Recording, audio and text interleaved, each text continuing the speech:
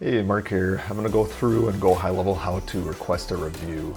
You'll come into the Launchpad here. This is just a fake business name here to show today. You'll go down to reputation.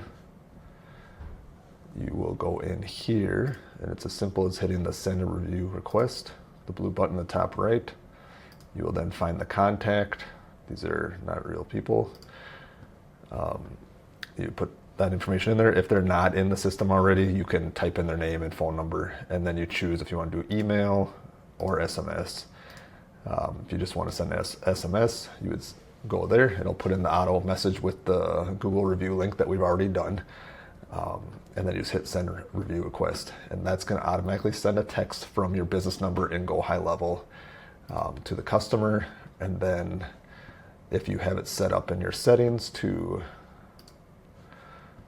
auto send, it'll send it every 3 days is what we have it set up, and try 2 times. So if they don't answer that first time, they'll try again in 3 days. So this is a real easy way to get more reviews when you're using GoHighLevel for your local service business.